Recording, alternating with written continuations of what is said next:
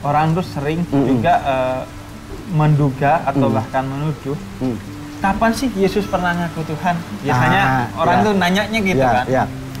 Nah, sebenarnya begini. Manusia itu kan pasti punya hasrat seksual. Ya.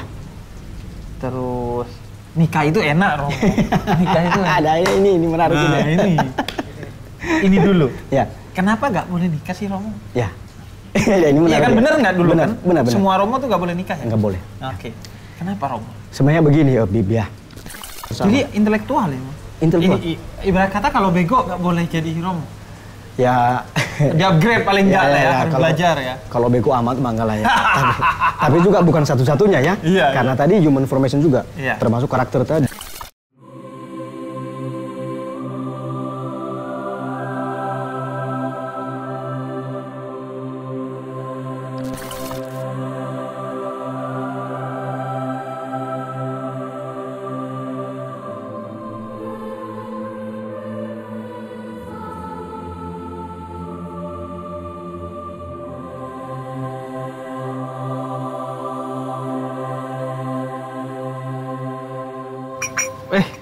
Ada Romo. Romo, Habib. Lagi ngopi juga. Lagi ngopi. Mari Habib. Aku dari dapur tadi pengen ngopi banget. Waduh, saya juga lagi santai di sini. Nih dikasih kopi. Oh ya, dikasih sama kopi. Bante. Tadi enak banget kopinya. Ayo kita minum bersama lah. Nah, kopi kita minum bersama. Romo, ngomong-ngomong nih. Ya. Kalau di Islam ya. Ya. Itu kan minuman keras, anggur, itu kan haram, artinya nggak boleh. Ya. Nah, kalau di Katolik tuh gimana sih, Romo? Sebenarnya nggak diharamkan ya. Kalau di Katolik ya? Di Katolik ya. Bahkan kalau kita misa, perayaan Ekaristi itu juga ada anggur. Hanya memang anggur yang murni ya. Itu sebagai simbol atau sebagai juga bisa berubah menjadi darah Kristus ya bagi kita ya. Jadi walaupun demikian, kalau itu dimanfaatkan sebagai untuk memabukkan, kan tidak boleh juga. Oh, nggak boleh ya? Kalau juga. Sampai mabuk? Nggak boleh. Tapi hanya untuk sebatas itu, secara simbolik ya, itu simbolis. Darah Yesus? Darah Yesus. Oh, jadi sedikit ya? Ya, karena itu yang dibuat oleh dulu Yesus juga ya, tradisinya lah itu ya. Yang sudah dilakukan bersama muridnya, katakanlah begitu.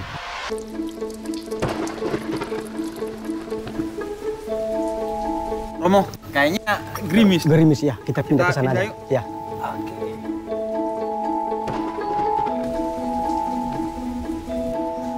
Nah, di sini Romo nih. Ya, kita duduk di sini. Enak kita. Ya, santai kita. Nah, sini enak nih sambil menikmati hujan. Hujan yang gerimis ini. Bukannya gerimis lagi nih ya? Bukan gerimis lagi kan. Ini udah deres nih. Deres. Romo, tadi kan kalau anggur itu nggak sampai memabukkan dan itu sebagai simbolisasi dari darah Yesus ketika disalib berarti. Ya. Nah, kalau Yesus itu sendiri, Romo, dalam kekatolikan, itu posisinya itu di mana? Ya. Jadi kan kita taunya dari luar tuh, bahkan ada yang melihat, Tuhan itu tiga. Atau Tritunggal, tiga dalam satu dalam tiga gitu. Ya. Nah itu tiga itu dulu siapa aja, Romo? Allah Bapa, Allah Putra ya Yesus Kristus, dan Allah Roh Kudus. Allah Roh Kudus. Kalau Allah Bapa dan Allah Roh Kudus ini bedanya apa? Kalau Yesus Kristus kan perwujudannya kita kenal. Ya. Kalau keduanya? Nah sebenarnya begini penjelasannya ya, Habib ya. Barangkali memang banyak orang yang menafsirkannya itu triteisme ya, tiga Tuhannya. Ya. Padahal kan sebanyak tidak ya. Orang Katolik itu dan juga orang Protestan itu mengimani Allah Tritunggal. Tapi Allah Tritunggal ini adalah Esa. Nah itu bagus sekali loh. Nah tapi kan kalau ditanya posisi Roh Kudus itu seperti apa? Nah posisi Roh Kudus itu adalah Allah yang menghidupkan. Dan itu ada di dalam kitab suci. Jadi bukan spekulasi manusia atau karangan dari para teolog gitu ya. Enggak. itu sudah ada di dalam kitab suci dan itu tertulis sangat jelas itu dalam kitab suci. Karena banyak juga yang menduga atau bahkan menuduh ini hasil konsili teolog melalui Vatikan. Gitu. Nah, kita menyinggung sedikit itu mengenai itu. Nah, misalnya ya mengenai keilahian Roh Kudus ya. Apakah ada dasarnya dalam kitab suci? Salah satu saja lah misalnya ya, bahwa itu ada. Misalnya satu, saya sebut misalnya ya, karena saya menghafal ayat ini itu karena sering ditanya oleh anak muda, itu ya, orang tua. Misalnya di dalam 1 Korintus bab 12 ayat 3 dikatakan bahwa tidak ada seorang pun yang mengenal Allah dan mengenal Putra, berarti Yesus, kalau tidak dikenalkan oleh Roh Kudus. Jadi sebenarnya kami mengimani begini, kalau kita dinaungi oleh Roh Kudus yang adalah yang menghidupkan itu, maka kita sampai mengenal Tuhan Allah, mengenal juga Yesus Kristus ini. Itu luar biasa. Itu. Dan itu ada di dalam kitab suci itu. Maka kalau kami dibaptis misalnya ya. Dibaptis itu bagus sekali. Itu dalam Matius bab 28 ayat 19. Ajarlah semua bangsa menjadi muridku dan baptislah mereka dalam nama Bapa dan Anak, Putra dan Roh Kudus. Jadi ini formulasinya memang Allah Tritunggal itu. Tiga dalam satu dalam tiga. Nah kalau tadi Roh Kudus sama Bapa itu apa bedanya? Kalau dengan Yesus kan kita tahu ya ada perwujudannya. Nah memang. Jadi sebenarnya rumusannya sebenarnya begini, Habib ya. Jadi Allah Bapa itulah Allah yang mencipta, lalu Allah Putra itulah Allah yang mengasihi. Itu ya, Allah yang menebus, Allah yang Immanuel bersama dengan kita. Sedangkan Allah Roh Kudus itu adalah Allah yang menyertai kita. Jadi dia keluar dari Allah, itu ya, yang menyertai kita, itu ya, itu. Jadi bukan hanya sekadar menghidupi kita manusia, tetapi menyertai itu. Maka ketika Yesus naik ke surga lalu mengatakan, saya akan meminta kepada Bapa sebagai penolong bagi kamu yang menyertai kamu, yaitu Roh kebenaran, Roh Allah, Roh Kudus. Itu sangat menarik. Nah, Romoni ini juga nih. Orang tuh sering juga menduga atau bahkan menuduh. Kapan sih Yesus pernah ngaku Tuhan? Biasanya orang tuh nanyanya gitu kan. Nah, sebenarnya begini. Itu sebenarnya kan ada di dalam kitab suci juga. Ada itu. Jadi dan yang menulis kitab suci ini kan murid Yesus. Ya, murid-murid Yesus yang sangat dekat. Kalau kita misalnya mengambil salah satu Injil misalnya ya, Yohanes misalnya. Sudah sangat jelas dikatakan di situ bahwa Yesus itu adalah Tuhan. Bahkan ditegaskan loh. Akulah jalan, kebenaran dan hidup. Tidak ada yang bisa datang kepada Bapa kalau tidak melalui aku. Mau mengatakan sebenarnya bahwa dia sang penyelamat satu-satunya. Nah, jadi ada di dalam kitab suci ya. Dalam Injil Yohanes bab 14 ayat 6. Itu hanya salah satu contoh. Itu banyak sekali yang lainnya ya. Untuk. Nah, tapi begini. Karena kan di abad-abad awal itu terjadi perdebatannya. Iya. Ya, ada yang mengatakan, oh Yesus itu bukan Tuhan. Ada yang mengatakan, oh Yesus itu manusia. Ada yang mengatakan, oh Yesus itu manusia dan Tuhan. Tapi berbeda. Kemanusiaannya berbeda dengan keilahiannya berbeda. Macam-macam itu ya. Kita sebut misalnya Arianisme, monofisme. Oh itu ada macam-macam itu. Sekte-sektenya itu ya. Nah, sementara kan sudah ada di dalam kitab suci sebenarnya. Tanpa dijelaskan pun kalau dibaca kitab suci itu dengan baik, sudah bisa dipahami sebenarnya ya. Maka untuk menegaskan ulang, maka kita menyebutkan ada 3 minimal konsili. Tapi bukan dalam arti Yesus diangkat sebagai Tuhan pada tahun itu, enggak. Ada 3 konsili itu ya? Hanya ditegaskan ulang. Iya. Karena tadi kan dibaca kitab suci, lalu direfleksikan secara teologis, lalu disimpulkan, oh ini sebenarnya. Misalnya kita sebut Nikea 1. Konsili. Konsili Nikea 1. Konsili itu 325. 325. Nah, itu yang datang itulah para uskup. Ya, para uskup di seluruh dunia berhimpun dan mengatakan ya ini berdasarkan kitab suci dan berdasarkan refleksi teologis dan juga sebenarnya berdasarkan tradisi suci Karena kan sebelum ada kitab suci itu kan, kitab suci itu kan hidup di antara umat. Iya. Sebelum ditemukan perkamen-perkamen itu, kayak belum itu kan, dikodifikasi. belum ya? dikanonisasi istilahnya, Iya. dikanonisasi Kalau kan. di kita tuh Quran disebutnya kodifikasi. Kodifikasi itu, ya kodifikasi itu. Nah, kalau di kami itu dikanonisasi, disahkan. Ini yang mana? Kan itu kan terpisah-pisah, bertebaran lalu diambil. Nah, lalu tapi sebelum itu dikanonkan, dibukukan, itu kan hidup kitab suci itu. Iya. Di kalangan umat. Nah, ini yang disebut dengan tradisi suci gitu ya. Nah, yang dijelaskan di dalam Konsili Nikea pertama itu tahun 325 itu sebenarnya adalah keilahian Yesus. Oke. Karena yang dipermasalahkan pada waktu itu adalah keilahian Yesus. Apakah Yesus itu Tuhan? Sementara di dalam kitab suci ya sudah jelas bahwa itu adalah Yesus. Yesus adalah sebagai Tuhan, itu ya. Tapi oleh bapak-bapak konsili itu para uskup dan juga para teolog yang berhimpun di situ menegaskan ulang sebenarnya. Jadi bukan mengangkat. Iya. Bukan. Jadi bukan membuat hal yang baru. Iya. Gitu. Lalu kata bukan menciptakan tapi menemukan. Kan bedanya pencipta dan penemu gitu. Ya, kalau pencipta tuh yang nggak ada diadakan, kalau penemu yang sudah ada ditemukan. Gitu. Sudah ada di situ di dalam kitab suci itu ya. Nah, tapi kan berkembang terus itu kan karena orang berdebat lagi. Lalu gimana dong kalau begitu Roh Kudus? Karena sebenarnya dari segi teologi itu lebih berkembang di timur itu mengenai teologi tentang Roh Kudus dibanding di barat pada waktu itu. Lalu mulai berkembang. Kalau begitu apakah Roh Kudus itu adalah Allah? Oke. Apakah Roh Kudus itu sebagai Tuhan? Maka muncul lagi konsili. Namanya Konsili Konstantinopel yang pertama. Itu tahun 381. 325 ke 381. Itu Masehi ya. Masehi ya, itu berarti abad keempat lah ya.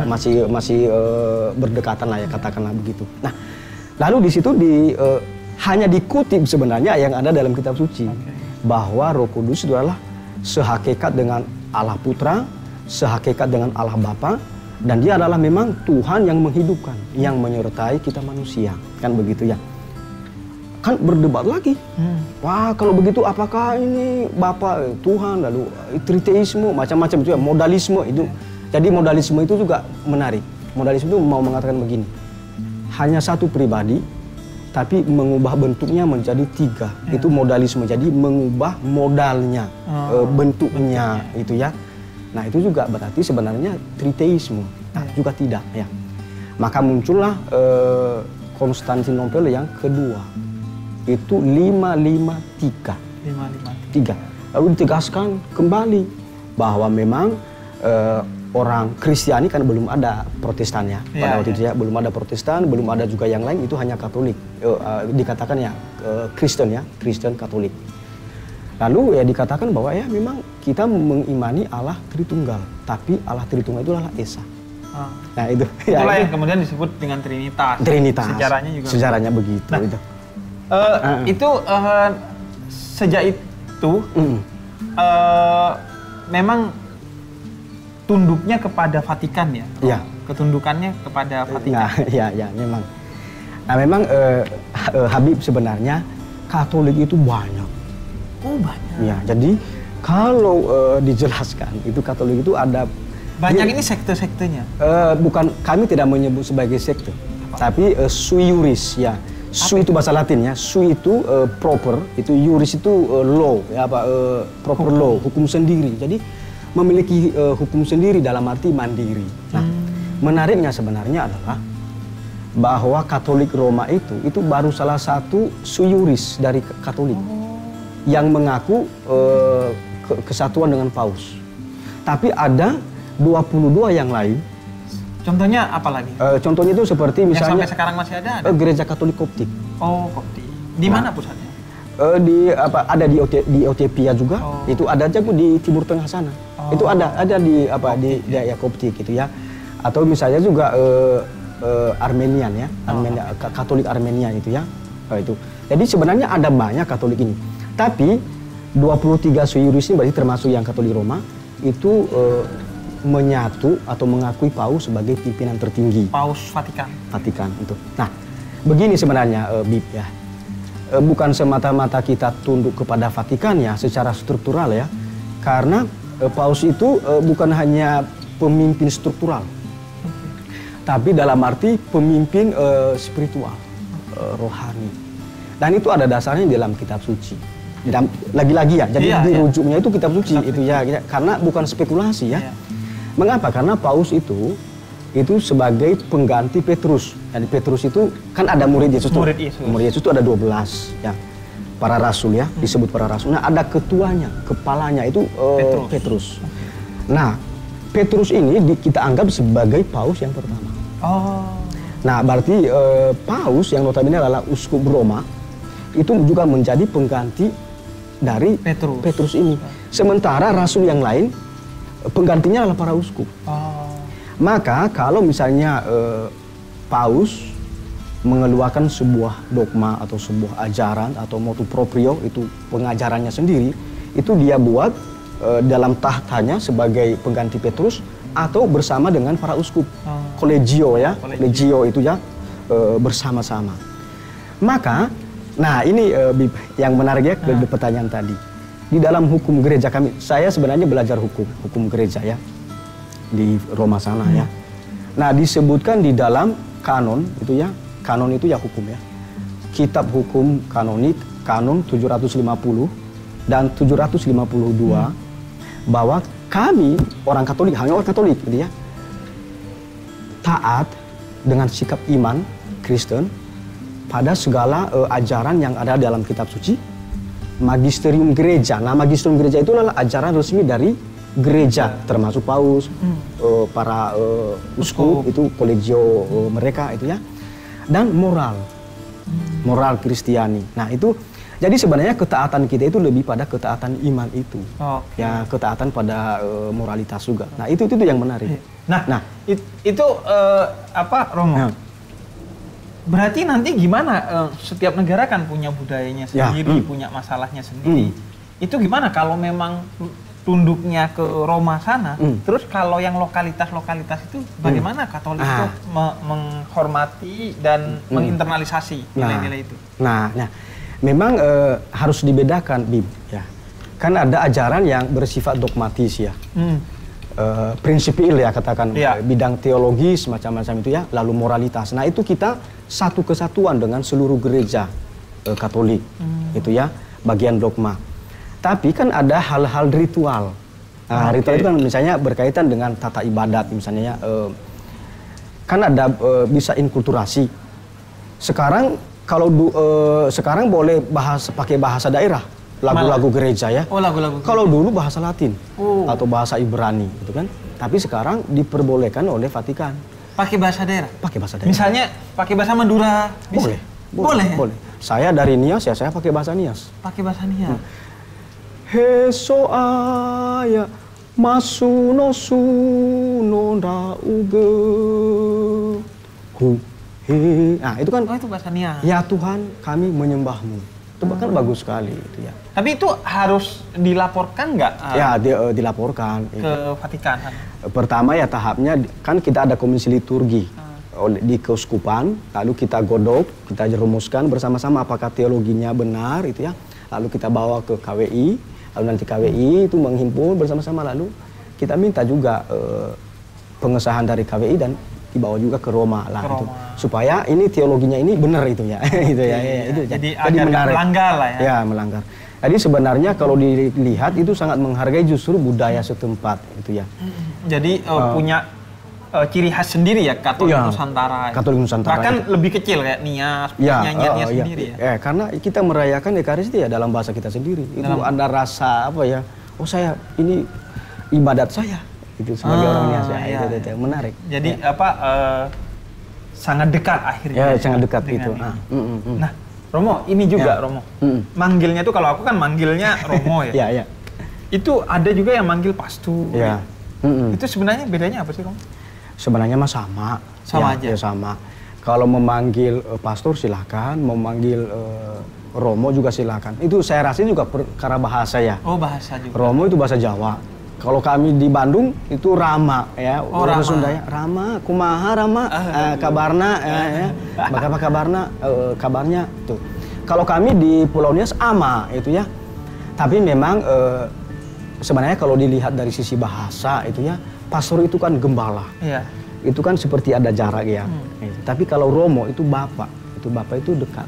Oh. Ada kedekatan batin lah, katakanlah begitu ya. Maka ya mau disebut Romo, mau disebut pastor, mau disebut Rama, mau disebut Ama, mangga silakan, monggo itu ya.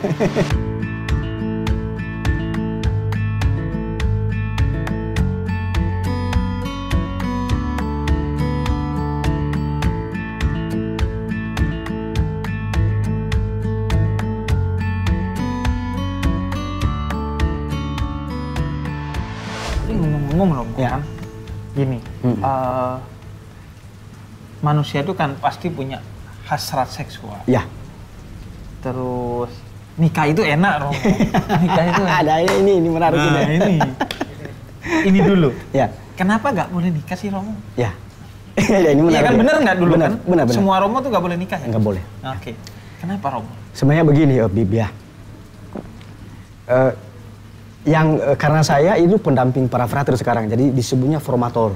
Ya, formator itu pendamping calon Romo. Nah, jadi kita harus menanamkan sejak awal bahwa ketika seseorang sudah ditabiskan menjadi Romo, itu energi seksualnya atau hasrat seksualnya itu tidak mati. Nah, itu. Tidak mati. Nggak mati. Nggak mati itu ya. Jadi jangan dimanipulatif. Jangan seolah-olah wah saya bisa bebas dengan nafsu, saya tidak tergoda lagi dengan orang itu ya. Ini harus ada kerendahan hati bahwa saya manusia lemah.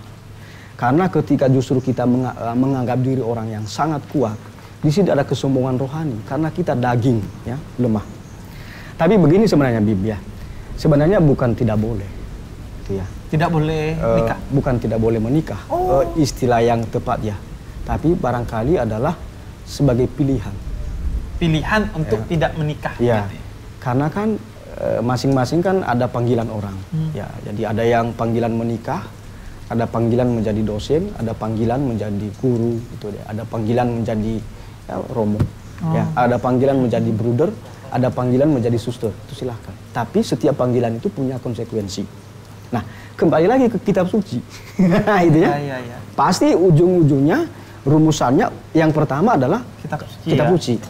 Nah, misalnya di dalam kitab suci itu misalnya ya di dalam Injil Matius bab 19 ayat 12. Mengapa Romo itu atau suster atau bruder atau suster tidak menikah? Karena ingin mempersembahkan hidupnya kepada Tuhan demi kerajaan surga. Nah, demi kerajaan surga maka harus ada persembahan diri yang total. Bahkan hasrat seksual yang paling nikmat tadi itu ditinggalkan. Jadi bukan hanya materi, ya materi harta benda, bukan hanya juga kedudukan, ya, bukan jabatan, tapi justru hasrat yang nikmat itu juga dipersembahkan. Jadi dipersembahkan bukan ditekan itu ya. Dipersembahkan. Diikhlaskan lah. Diikhlaskan itu ya. Tapi begini Bib, yang namanya hasrat seksual itu kan ada. Ya. Nah ini, saya mau penasaran. Caranya gimana? Caranya gimana? Nah, karena saya sebagai pendamping frater, jangan sampai kita itu menjelaskan semuanya di ranah teologi. Itu ada semuanya di ranah moral itu ya. Tapi kita memakai bahasa manusia. Nah, saya itu seorang guru, ya dulu saya pernah guru. Nah biasanya umumnya begini ya, nanti bisa dites juga ya, bisa dites ya apakah ini benar ya, teori ini ya benar.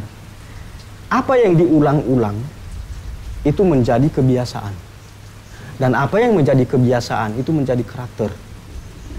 Apa yang sudah menjadi karakter orang, itulah yang menjadi milik kita. Jadi kalau saya mengulang-ulang perilaku yang negatif,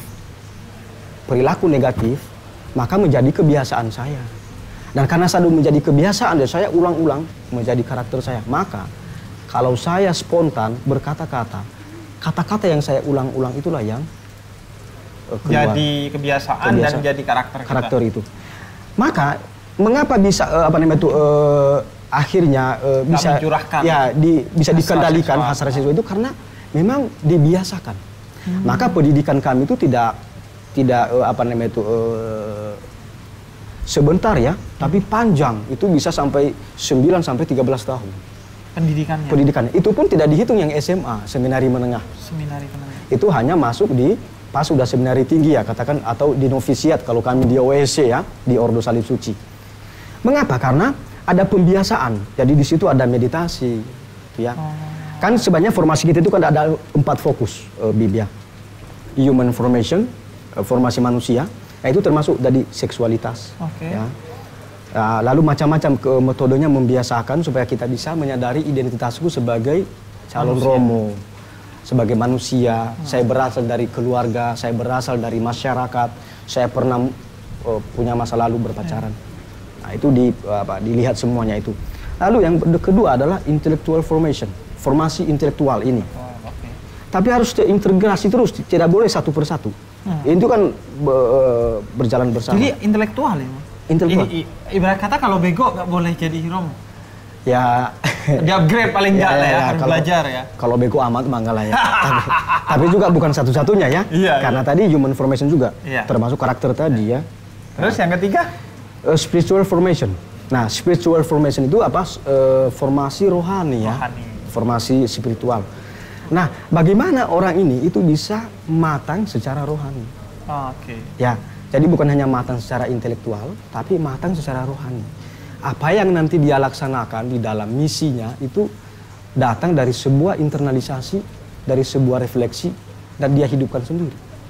Dia hidupi dalam hidupnya, itu ya. Maka ini butuh ya.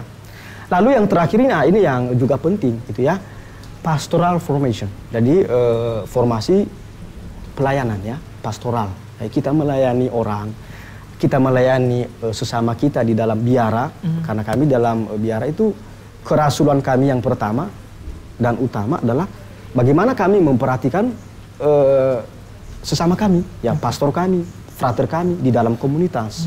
Ya, kalau sakit, ya kami bantu beri makanan, bawa ke rumah sakit itu ya.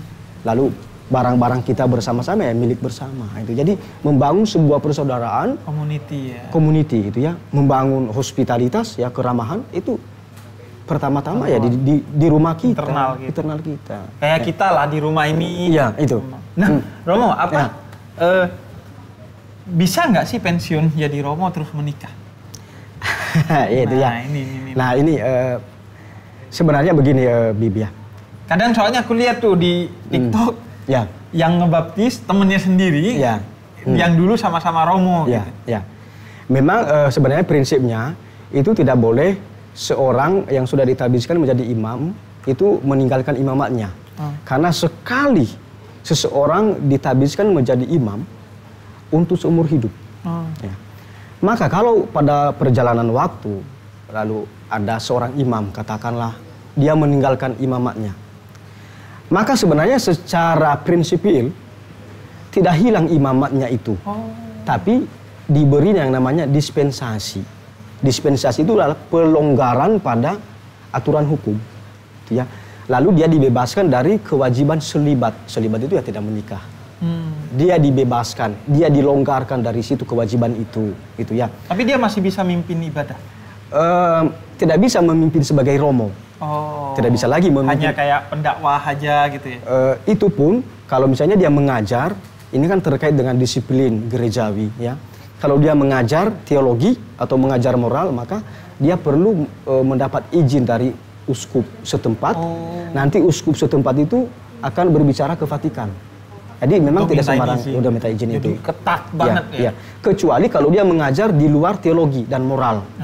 Silakan. Misalnya kan ada yang mengajar di bidang pendidikan. Ada yang mengajar di bidang motivasi. Fisika, biologi. Silakan. Nggak usah izin lah. Itu nggak usah izin ya itu. Nah, Romo, kalau sebaliknya, orang yang misalnya ya, udah terlanjur nikah nih, terus pengen jadi Romo, nggak bisa ya? Nah, memang soalnya aku ngobrol sama biku, Bante tadi itu di dapur, kalau di Buddha tuh bisa katanya, asalkan tidak terikat nanti sama si istrinya. Kalau di Katolik bisa nggak? Minimal kalau dia mau menjadi, misalnya katakanlah pertama itulah diakon, itu ya. Diakon yang beristri, maka dia harus minta izin istri. Itu. Atau juga ada kasus di gereja Katolik itu istrinya sudah meninggal, maka dia mau masuk jadi romo. Itu juga boleh. Tapi memang nanti udah tua ya. Iya. Ya, dan itu butuh sekolah panjang. Butuh sekolah panjang. Rata-rata berapa lama? Kisarannya ya 9 sampai ya kalau paling cepat itu 9. 9 tahun. 9 tahun. Untuk jadi romo. Ya? Romo. Lalu nanti ya memang paling lama 13-14 lah. Itu hidupnya nanti harus di gereja, punya kamar di gereja. Nah memang beda-beda Bib. Kalau ada di keuskupan itu tinggal di gereja, itu ada mereka rumah ya di keuskupan itu ya. Tapi kalau kami sebagai Ordo Salib Suci itu kami tinggal di biara. Oh di biara. Ya di situ kami hidup di biara. Biara ini kayak asrama gitu ya. Semacam asrama, lalu ada juga ruang doa di sana, lalu kita ada perayaan Ekaristi bersama-sama. Terus gitu. itu nggak kerja Rom?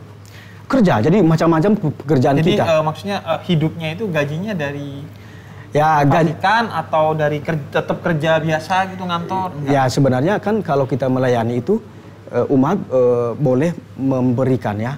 Entah itu persepuluhan itu enggak sih? Kalau kita di Katolik itu dia tidak ada istilah itu ya. Oh itu apa berarti kalau di Katolik? Kalau di Katolik itu kalau saya melayani misa perayaan Ekaristi namanya stipendium, stipend ya. Jadi saya memberikan uang terima kasih kepada romo yang memimpin misa. Itu ada kewajibannya atau enggak seikhlasnya aja? Seikhlasnya. Oh, ya, seikhlasnya ya. Dan jangan sampai ini kita berpatokan pada uang itu. Kalau misalnya tidak dikasih pun nggak apa-apa. Apalagi kalau kita melayani orang yang paling miskin. Kita tidak mengharapkan itu. Sedangkan ada istilahnya Eurastole. Nah, Eurastole itu kalau kita melayani misalnya saya melakukan penguburan atau saya memberkati orang pemakaman atau memberkati orang atau memberkati rumah itu namanya kita mendapat nanti semacam ya uang terima kasih ya dari umat namanya Eurastole. Tapi kalau di kami di Ordo Salib Suci apa yang diberikan oleh umat ini itu kita masukkan ke dalam komunitas. Jadi langsung ke ekonom. Saya juga ekonom. Oh, jadi saya ekonom dikelola rumah. Bersama ya. Kayak tip di kafe gitu ya. Iya, itu jadi kan dikumpulin terus dibagi-bagi. Enggak langsung diambil kita ya. Enggak, itu nanti diserahin ke ekonom nanti. Ekonom ya dia beri ngatur. Dia nanti membelanjakan untuk kebutuhan kita sehari-hari, lalu untuk uang saku kita itu ya atau saya pergi seperti nanti besok saya pergi ke Pulau Nias ya. Saya beritahu komunitas saya libur ke Pulau Nias lalu semua tiket itu dari komunitas. Menarik ya itu.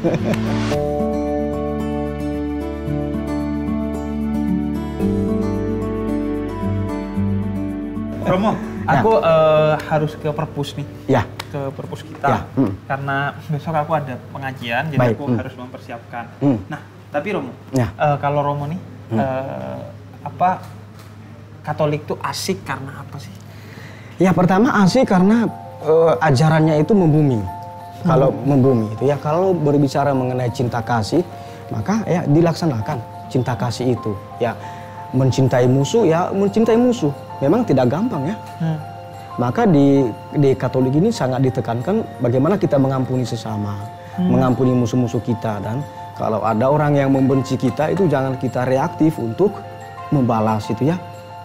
Jadi justru kita diminta dewasa secara spiritual tadi, maturity, memaafkan, mengasihi, mencintai itu. Memang tidak gampang bagi semua orang itu ya. Tapi dan itu harus membumi itu. Jadi itu. Oke, kalau begitu. Ya. Romo, aku mau karena kopi aku udah habis nih, aku mau naruh ini di dapur terus mau ke perpus. Baik. Ini masih ada loh, Romo. Nanti saya bisa tambahin juga. Ya udah, boleh Romo. Kalau udah taruh di dapur aja ya. Berarti saya tetap di sini aja berarti ya. Santai-santai lah. Udah ini kelar juga hujannya. Kalau mau duduk sana lagi. Oh iya benar-benar. Ya. Oke Romo ya. Baik.